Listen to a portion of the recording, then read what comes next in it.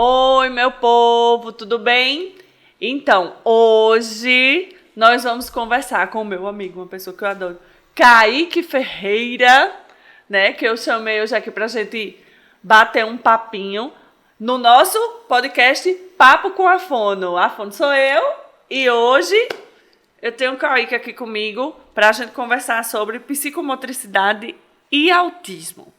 Então, eu queria que você primeiro, né, se apresentasse para depois a gente conversar. Tati, eu tô nervoso aqui, porque eu acho que eu nunca fiquei nessa posição aqui num podcast, sendo o entrevistado, entre aspas, porque a gente vai bater um papo. Mas para nossos ouvintes, não sei qual horário que eles vão nos assistir, então boa tarde, bom dia, boa noite. E muito feliz em estar aqui. Parabenizo primeiro o trabalho, porque é incrível aqui, a galera incrível. Muitíssimo obrigado. Vamos falar sobre psicomotricidade, vamos falar do autismo, vamos falar do nosso trabalho, da nossa vida, porque não tem como a gente tratar desses assuntos sem falar da nossa vida, né? E nossa grande missão, eu acho, que eu sempre falo, quando eu vou conversar desses assuntos com qualquer outra pessoa, é furar a nossa bolha, chegar para o máximo de pessoas que a gente conseguir. Exatamente. E essa, eu acredito que seja a sua missão com esse podcast. E assim, parabenizo demais, porque quando a gente vai falar sobre esses assuntos, eu sempre recordo os atendimentos que eu estou fazendo em condomínio. Que ainda vem pessoas perguntar o que é aquele trabalho, o que é o autismo, o que é psicomotricidade. Inclusive, lá no podcast que a gente tem, você que foi lá, foi a primeira convidada que sabia o que era psicomotricidade. E já passou mais de 40 pessoas por lá. Eu entendo a psicomotricidade porque ela foi legalizada no Brasil ano passado. Sim. Então, assim, é algo muito novo. As pessoas ainda realmente não sabem. Mas o autismo não é tão novo assim. E, assim, a gente precisa falar sobre. A gente precisa falar sobre, levar a informação ao máximo de pessoas que a gente puder. Então, parabéns e muitíssimo obrigado pelo convite. Ai, obrigada a tu. Então, eu também acho, né? Eu acho que o foco... Kaique também tem um podcast, que é o Cast Arretado. A gente esteve lá, é maravilhoso, é muito bom. Eu fui com o Jefferson para a gente falar sobre a nossa vida, né? Assim, de empreendedor, de casal, enfim, essas doidices da vida da gente. Mas a gente trabalha com crianças com autismo. Eu, você, né? Jefferson também agora. E eu vejo que, como eu estou na área há 20 anos... Ninguém falava em psicomotricidade. Ninguém, nenhuma pessoa. As pessoas não sabiam o que era isso. Na verdade, acho que nem existia mesmo. E também não falavam sobre os profissionais de educação física trabalharem com crianças com autismo. Isso é uma coisa... Não existia. Então, eu acho interessante assim, você falar sobre o que é a psicomotricidade, né? Qual a contribuição do profissional de educação física no tratamento das crianças com autismo, para a gente, né, começar. Porque eu sei que é fantástico, é um divisor de águas na vida da criança. Mas as pessoas ainda não sabem, né? Então eu queria que você falasse. Com certeza. Vou puxar lá do início, da origem, né? Tá. Que a psicomotricidade, ela nasce da neurociência. Um dos maiores autores hoje é Vallon. Eu acho que Vallon está para a psicomotricidade, assim como Freud está para a psicanálise. Então, é um autor muito importante que eu sempre indico as pessoas estudarem, porque ele foi um dos pioneiros, principalmente tratando dessa questão da afinidade. Mas a psicomotricidade nada mais é do que o estudo do homem em relação ao seu meio, tanto da questão interna como externa, e tudo que a gente vive. Resumindo, basicamente, essa é a direção que trata a psicomotricidade. Quando a gente vai quando a gente vai fazer essa relação da psicomotricidade e o autismo, um dos pilares eu acho que é a gente ouvir o corpo da criança, ou do adulto, ou do idoso, enfim. Ouvir, a gente ter essa delicadeza, esse senso, esse dom, de fato, de ouvir, que a gente aprende muito na psicomotricidade. Também tem outros autores importantíssimos, Fátima Alves, Vera Matos, Vitor da Fonseca, são autores que eu cito, que eu estudo muito eles e já tive até o prazer de conhecê-los. Vitor da Fonseca ainda não, mas quero um dia. Mas Fátima, eu fiz um congresso, uma palestra com Fátima para uma turma do Rio de Janeiro de psicomotricidade com ela, e assim, foi uma realização do meu sonho. Foi um sonho realizado porque é uma pessoa que eu admiro demais. Já li todos os livros dela. Perdão, falta só um. O bicho é muito inteligente. Falta só um livro dela que falta ler, mas é uma pessoa assim que eu amo de coração, e ela tem todas as palavras dela em todos os livros tem essa delicadeza, tem essa questão da afinidade, tem essa questão sutil, sabe, de você ouvir o outro e não ouvir ouvir o que aquele corpo tem a nos dizer. Sim. E é isso que eu sempre busco na clínica. Quando eu cito Vera Matos, eu puxo muito da avaliação dela, da avaliação psicomotora dela, que é justamente um dos livros dela, Avaliação Psicomotora.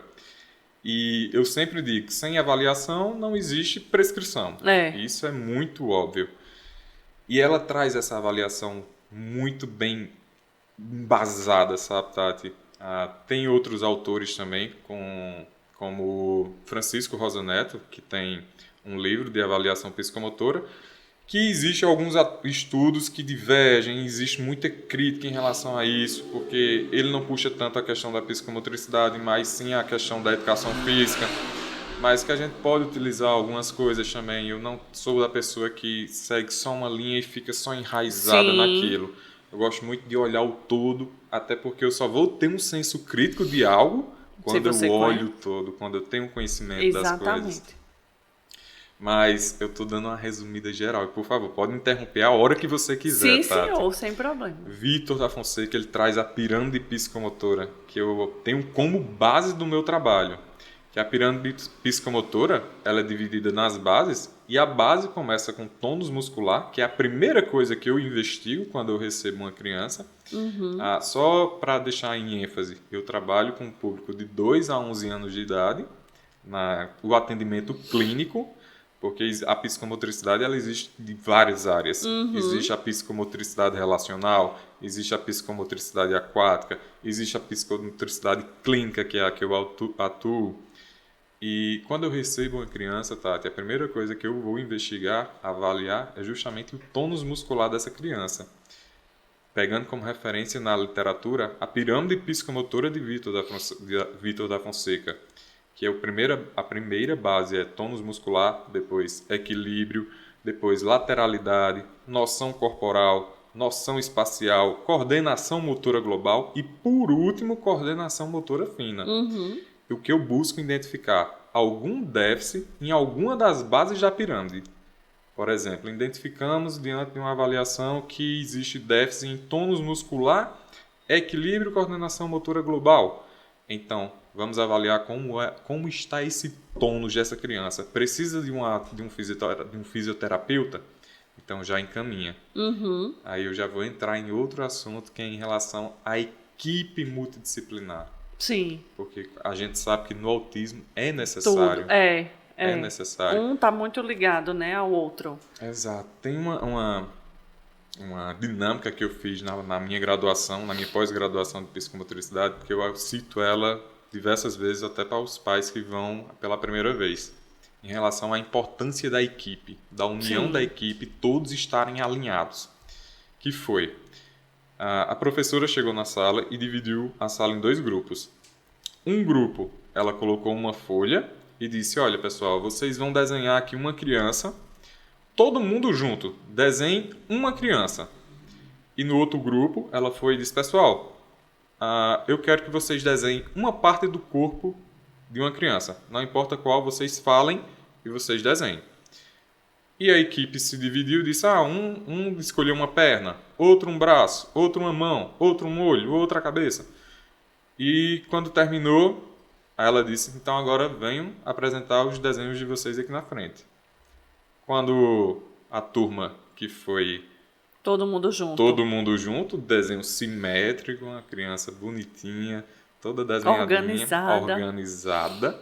O outro grupo, uma perna era gigante, a outra pequenininha, um olho gigante e o outro pequenininho. Então, isso é só uma dinâmica para mostrar como é importante a equipe estar toda unida e toda alinhada em um objetivo. Integrada, né? A equipe integrada. O que eu vejo muito é quando você fala, por exemplo, da base, né? da pirâmide, que começa com o tônus.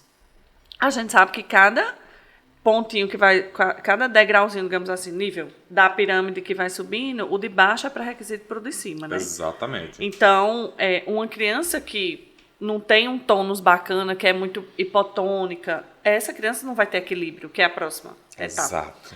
E essa criança, ela não vai conseguir chegar lá na motricidade fina, lá em cima, se ela tiver essa base alterada, né?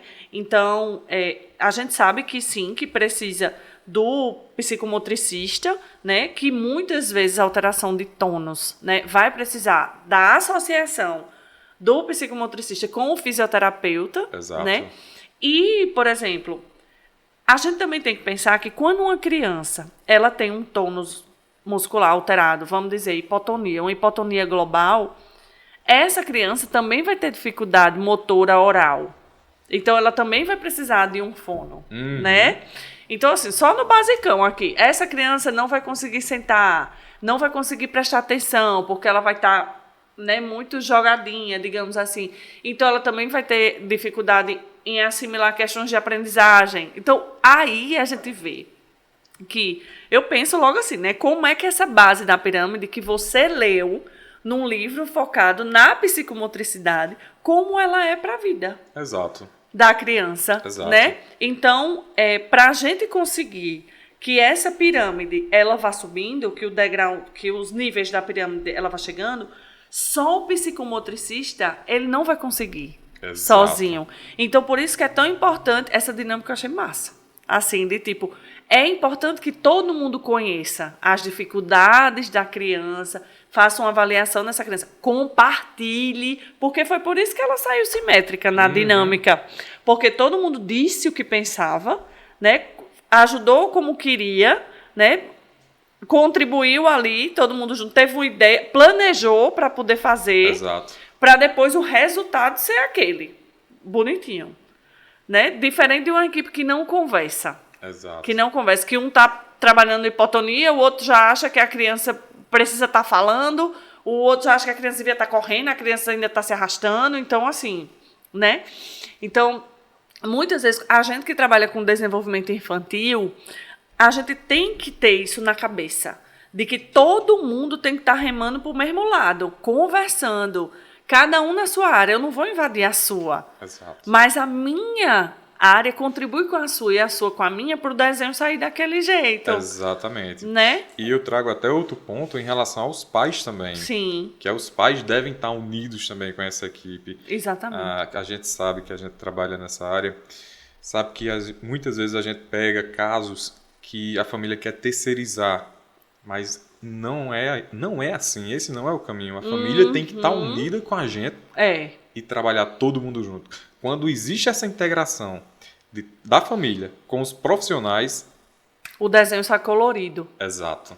Ele não sai preto e branco, Exato. né? É exatamente isso. Assim, porque realmente uma família empoderada, uma família consciente do seu papel no desenvolvimento daquela criança, transforma, né? Então, já não vai ser assim bagunçado como era o outro, mas vai ser mais bonito do que aquele dali. Então, o que a família faz realmente transforma o nosso trabalho. Né? Eu não posso estar agindo como fono, você como psicomotricista, e a família não está validando o nosso trabalho. Exato. Né? Ou validando as conquistas daquela criança, ou ajudando a criança no caminhar dela. Né? Exato. Quando a gente, Kaique, resolve ser pai ou mãe, independente da nossa criança ser neurotípica ou neurodiversa, enfim, a gente tem que assumir a responsabilidade dos nossos filhos, né? Independente, assim, do que ele precise de específico depois. Mas a nossa responsabilidade de pai e mãe ninguém vai ter, né? Ninguém vai conhecer os nossos filhos como nós conhecemos. Exato. Né? Por isso que é tão importante uma anamnese bem feita. Né? Tem muita gente que diz, não, mas uma anamnese eu vou falar tudo de novo. Tata, eu escuto muito isso. Não é? Muito isso. Já era para ter gravado, alguns pais dizem. Já era para ter gravado, as mesmas perguntas. Mas é assim, é muito. Eu preciso ouvir. Eu, Tatiana Fono, preciso ouvir. Você, Kaique, psicomotricista precisa ouvir? As coisas que eu vou perguntar, muita coisa vai bater com o que você vai perguntar, porque a gente precisa conhecer a questão gestacional, um monte de coisa da criança. Mas eu vou focar muito mais na minha anamnese nas questões da linguagem da minha criança. Você vai perguntar lá as habilidades motoras, quando foi que elas começaram a acontecer, se estavam atrasadas, se não estavam aí. Você vai desenvolver seu planejamento, eu vou desenvolver o meu planejamento para a gente poder chegar naquele bonitinho ali. Exato. Conversando. Exato. Porque se a gente não conversar, o meu planejamento pode ser lindo, o seu perfeito. E a gente fazer uma desgraça. Exatamente. Entendeu? Exatamente.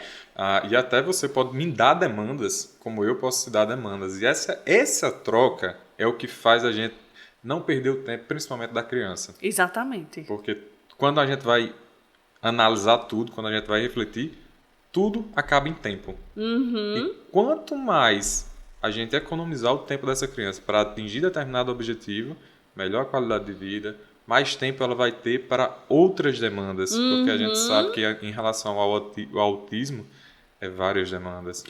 Dificilmente vai ter só uma demanda para alguma coisa. Por isso a gente reforça tanto a importância da equipe toda integrada. Integrada. Por isso que também é tão importante a intervenção precoce, né? Exato. Né? Exatamente.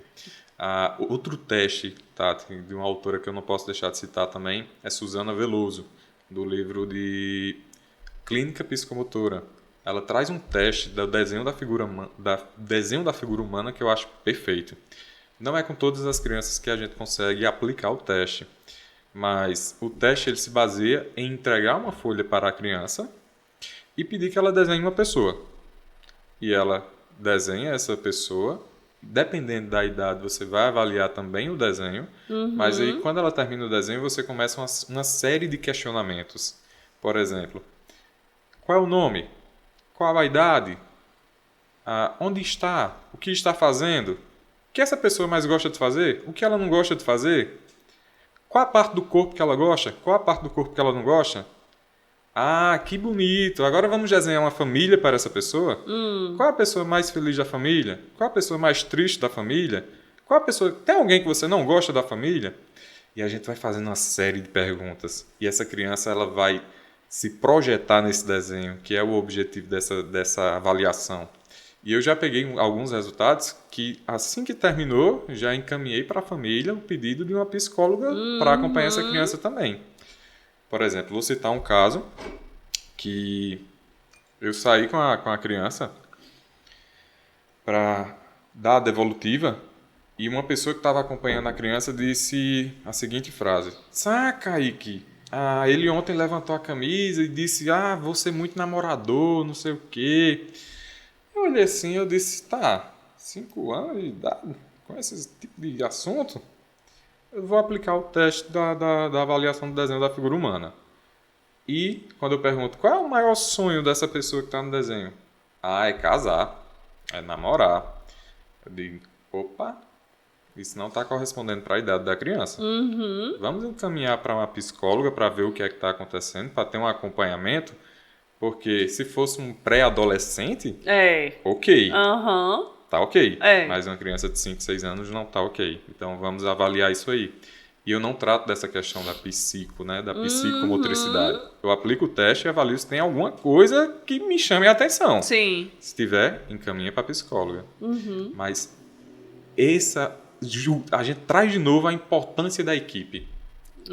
Traz de novo a importância da equipe. E a psicomotricidade, eu sou muito apaixonado por ela, porque ela traz todas essas questões que a gente vai lidar com o outro, mas a psicomotricidade me salvou. Porque eu faço uma avaliação da minha vida inteira durante a graduação durante a pós-graduação de psicomotricidade. Deixando claro também que hoje ainda é pós-graduação. A partir de 2023 será graduação. Ótimo. Tá? E quando eu fiz a avaliação da minha vida, principalmente dos 0 aos 7 anos de idade, que é a primeira fase, a fase ouro que a gente chama na psicomotricidade, eu vi que eu tinha algo que Vera Matos fala de inibição psicomotora. Eu fui uma criança muito inibida em relação à psicomotricidade. Então, quando eu faço uma análise, Kaique Ferreira na infância, de 0 aos 7 anos não estudou, não teve contato com outras crianças, e eu lembro de casos de ansiedade na minha infância, onde minha mãe me levava para o médico e o médico dizia, isso aí é só porque ele está trancado em casa, leva ele para passear. E quando aos 20 e poucos anos eu estou tendo crises de ansiedades mais fortes, aí eu olho para trás e digo, devido a isso.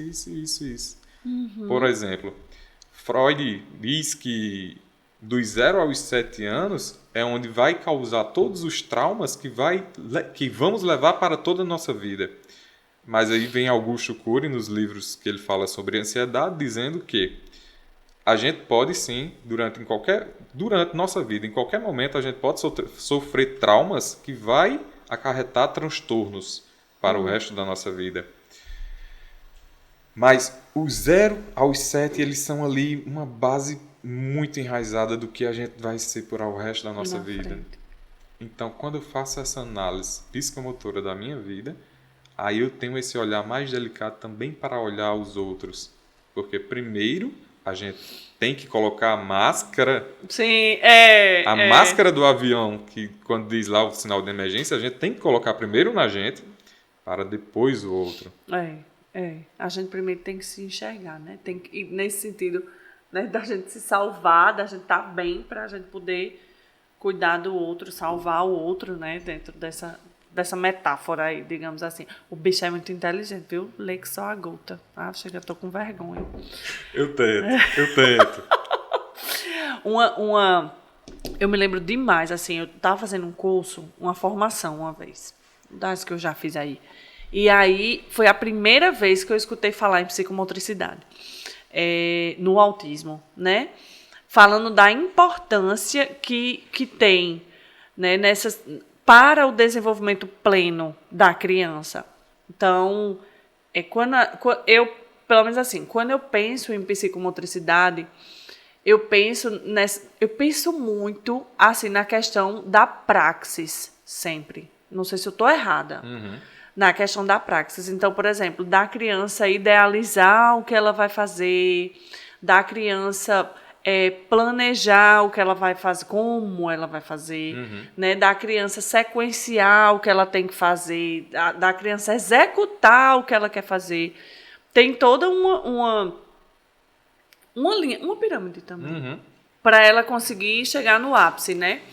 E a gente sabe que as crianças... Isso, assim, não só em relação a profissional de educação física estar ajudando a criança, mas em relação a tudo. Por exemplo, se ela quer pegar num lápis, primeiro ela tem que ter pré-requisito para conseguir fazer a motricidade fina. Exato. Né?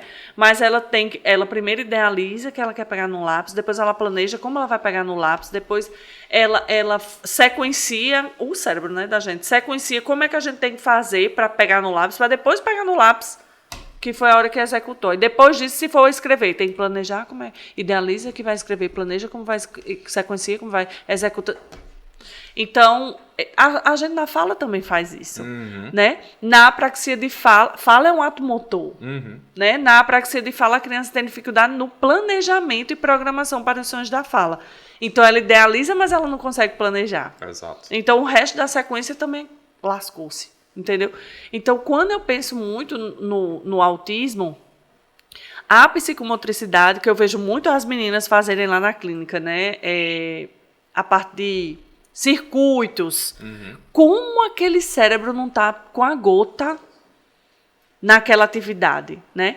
E o que eu acho massa no trabalho de vocês é que é muito prazeroso. Os meninos amam fazer. Exato. Não é? Exato. Então, assim, e vocês não têm dimensão de como... Ou tem, né? Acho que você tem que ser só a gota serena, mas não tem dimensão de como as outras áreas estão sendo beneficiadas por conta dessa base mais sólida. Agora eu falo da base da pirâmide no desenvolvimento infantil mesmo.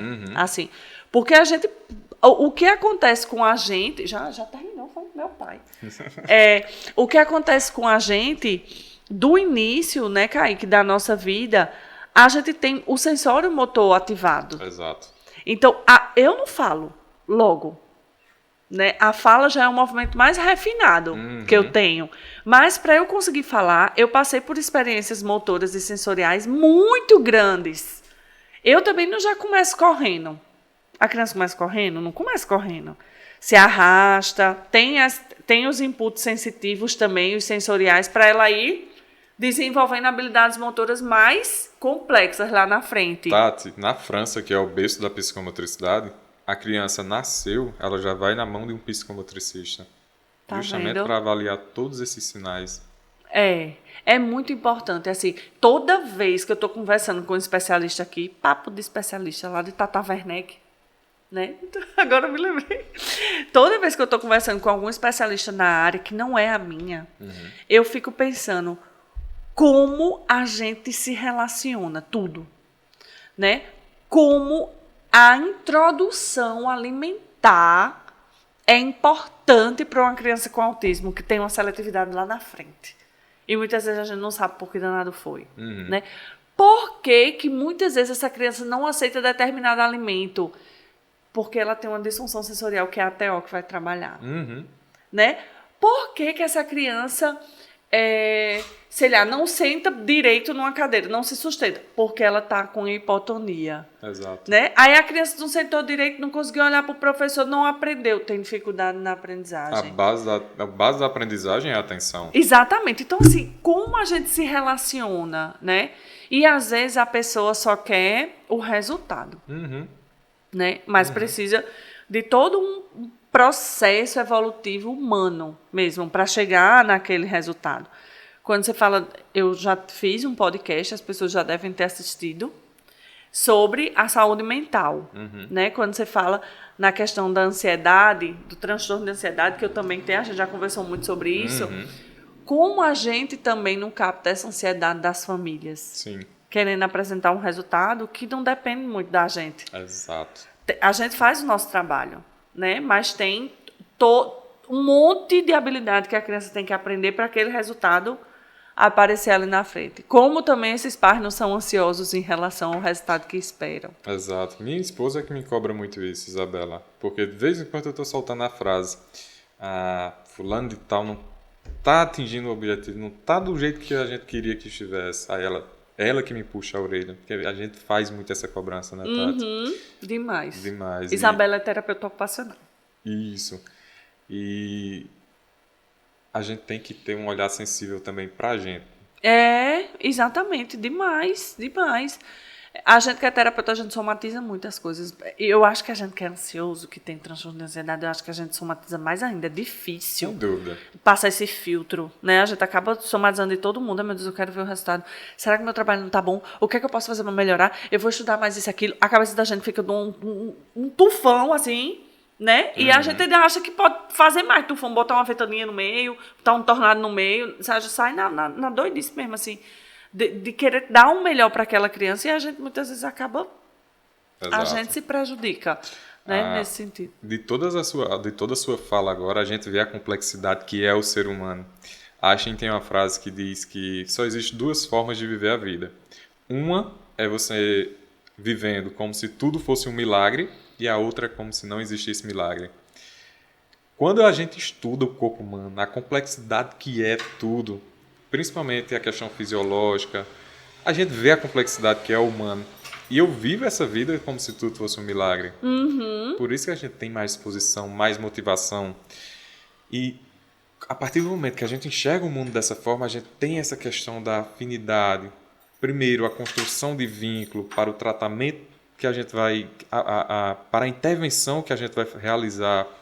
Quando a gente faz a avaliação, faz um plano de intervenção, que faz o alinhamento, que coloca tudo em prática, a gente espera esse resultado. E quando a gente não atinge, é justamente a nossa frustração. Mas aí a gente tem que, justamente, voltar um pouquinho, baixar a nossa ansiedade, analisar, refazer caminhos, porque não existe só um caminho. Exatamente. Não existe só um caminho. Muitas vezes a gente tem que fazer várias curvas para poder chegar a um determinado ponto. E eu sempre digo, esse caminho não deve ser percorrido sozinho. Exatamente, é. Eu estava pensando justamente nisso. Porque a gente sozinho, a gente não vai fazer o milagre. O milagre, que cada dia é um milagre, né? A gente não vai conseguir fazer. Exato. Então, assim, a gente precisa da galera com a gente, a equipe e dos pais. Exato. Né? Porque aí a gente deixa o desenho colorido. Exato. Mas eu acho que a gente que trabalha com autismo, assim, essa coisa que você disse, que cada dia é um milagre, é isso que motiva a gente, da gente fazer acontecer cada dia, Exato. né? De eu escutar o primeiro som que seja de uma criança que não está falando. Eu não preciso ouvir que ela fale mamãe e papai, eu preciso que ela tenha intenção de dizer alguma coisa. Né? Isso para mim já é a minha motivação para o amanhã, né? Meu milagre de hoje já aconteceu, eu vou buscar o meu de amanhã agora. Exatamente. Então, e realmente ele só acontece se a gente tiver todo mundo junto.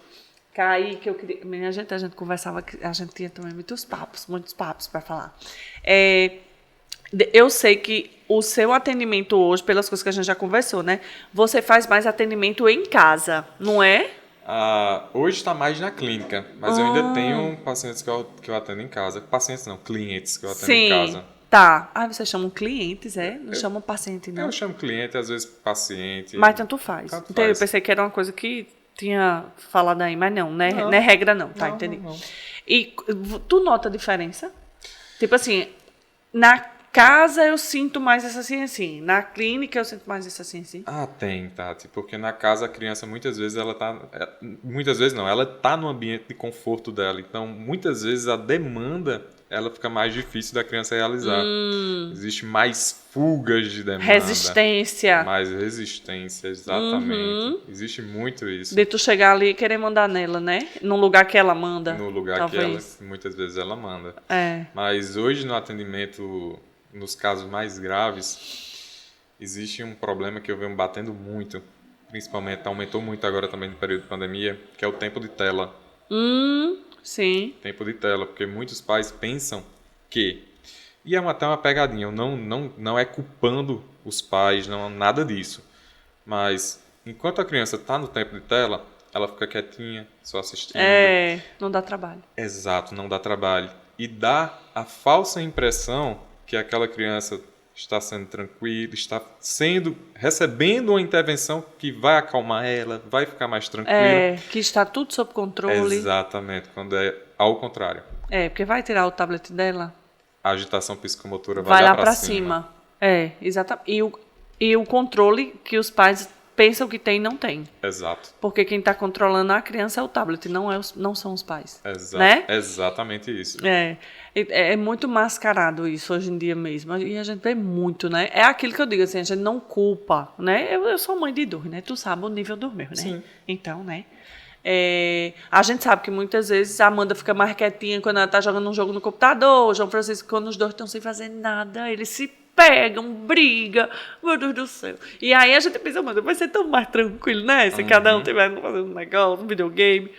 Mas isso não pode ser a regra. Exato. Né? Porque aí, quando eu penso, vou pensar nos meus agora, não vou nem pensar nos meus meninos com autismo, vou pensar nos meus. Se João e Amanda não se encontrarem, porque quando está cada um numa tela, há um desencontro. Entre eles não se encontram, certo? Então, se eles não se encontrarem, como eles vão construir vínculo? Exato. Né? Exato. Como eles vão construir valores de respeito, de empatia entre eles, eu falo. Então, há um desencontro dentro de um mesmo ambiente. Né? E uma das coisas que eu mais combato também, Tati, é em relação a habilidades motoras para brincadeiras e esportes coletivos. Porque, veja só, se a gente recebe uma criança na clínica de 7 anos de idade, que ela não pula de um pé só, a quantidade de brincadeiras que os outros coleguinhas dela vão fazer, ela não faz. E ela não faz, e tudo que ela vai deixar de construir, porque ela não tem ainda a habilidade motora de pular de um pé só, as perdas são gigantescas. Fora, aí eu estou falando de construção de vínculo, de brincadeiras, de esportes, mas é a questão da frustração, que muitas vezes vai um efeito dominó. Se frustrou aqui, generaliza, não quer mais também fazer aquela atividade. Também agora não quero fazer mais aquilo, não quero fazer isso. É uma bola de neve, né? Não quero mais sair do meu quarto. E quando a gente pensa, né, é uma coisa que eu me questiono direto assim na minha cabeça. Às vezes as pessoas acham que é um item de protocolo que a gente está querendo alcançar. Porque, por exemplo, a gente tem protocolo, por exemplo, o checklist do modelo Denver. Tem um lá, a criança pula de um pé só, tem lá. Então, às vezes a pessoa acha, não, eu vou alcançar isso aqui. Vou alcançar isso aqui, vou alcançar isso aqui, pronto. Porque a meta é alcançar aquilo ali. Eu alcancei, o menino está pulando de um pé só. Mas o que essa habilidade traz para ele a nível de outros ganhos, entende? Justamente. Eu não estou só trabalhando pular de um pé só. Exato. Eu estou trabalhando um monte de outras coisas que vão vir por conta dessa habilidade. Esse olhar profissional faz toda a diferença. Porque o leigo que está olhando do lado de fora, muitas vezes, ela está ensinando só a criança a pular de um pé só. Exatamente. E quando você pensa na questão da organização e da competência motora para a criança conseguir pular de um pé só, meu filho, é um milagre. É muita coisa. Que a gente alcançou naquele dia, não é? Exatamente. E você falando aí, esporte coletivo, não sei o quê, qual é a maior dificuldade no autismo? A interação social. Interação social. Entendeu? Justo. Então, assim, se eu estou ajudando a criança a pular de um pé só, eu estou trabalhando lá no DSM-5 ali, onde diz que a comunicação e a interação social são um dos sintomas do autismo. Exato. Né? Então, quando eu estou ajudando a criança a pular de um pé só, eu estou tentando diminuir ali, ó, lá no DSM. Né? Eu acho massa quando a cabeça da gente começa a ficar pensando desse jeito, porque é uma coisa que para uns é uma leseira, como você está dizendo. Oxe, Kaique tá perdendo tempo botando o menino para pular dentro de um bambolê de um pé só. Tati, arremessar uma bola e receber uma bola. Pois é. Tem coisa mais simples do mundo que tantas crianças têm dificuldade. E quando a gente consegue que a criança realize a habilidade motora de arremessar e receber, abre-se um mundo para ela. Exatamente. Exatamente. Aí eu já penso no contato visual, na atenção compartilhada, na imitação, já vem tudinho, né? Exato. A gente fica doido, vice? Fica mesureta, né? Ai, meu Deus, e a gente vai falar o que mais, hein? Já coisa, né? Foi muito bom. É outro, né? Que assim, o fato de... O fato da gente ter muita coisa em comum é muito bom, né? Assim, acho massa, porque eu vi você entrar, né? Nessa questão do autismo. Eu vi, assim... eu me sinto também participando do seu processo, né? Evolutivo, assim, né? Dentro da área do TEA. Você foi meu personal. É verdade. Kaique foi meu personal. Você não era da área, né? Isabela sempre foi.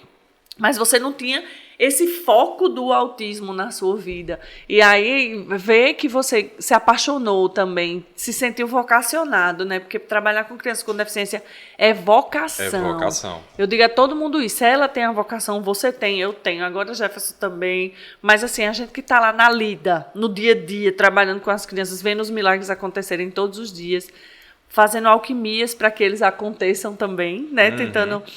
É muito bom. Eu sinto um orgulho muito grande de estar acompanhando, de verdade, assim, a sua evolução. Acho massa, assim, quando tu cita um monte de livro, porque tu é super nerd, assim. Eu não sou assim, não. Eu não decoro nada de nenhum autor, assim. Tu foi lá no Cash. Você ama ler. Tu foi lá no Cash. Eu tentei ainda fazer uma lista dos seus cursos, de tudo. Não coube no celular, Jéssica. Não coube. Aí eu disse, não, desista. Ela se apresenta lá. Não, mas eu gosto muito, assim, eu gosto muito de estudar.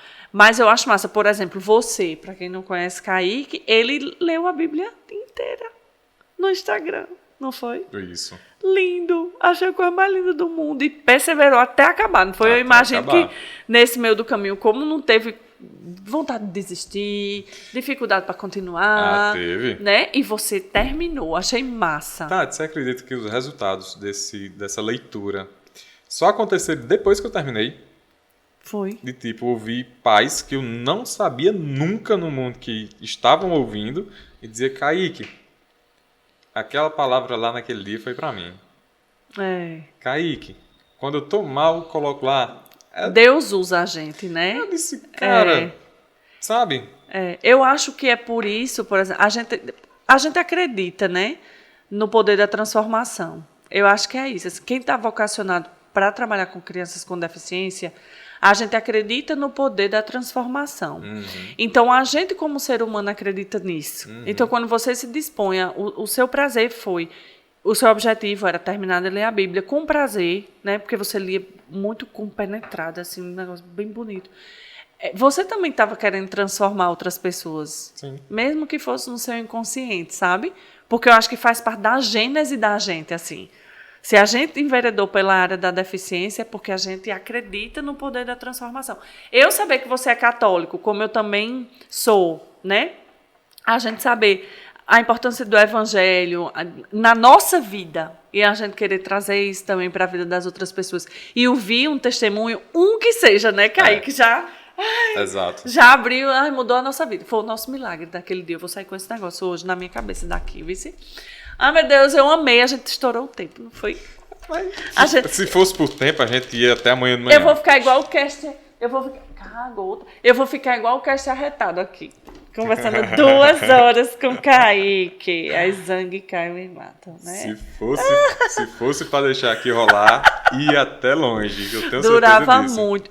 Olha, meu amigo querido, muito obrigada por você ter vindo. Imagina. Eu tenho o maior orgulho de você e de Isabela. Amo a história de vocês. Um casal super jovem e também super dedicado à causa. Assim. Você virou uma página também na sua vida quando você entrou pro autismo.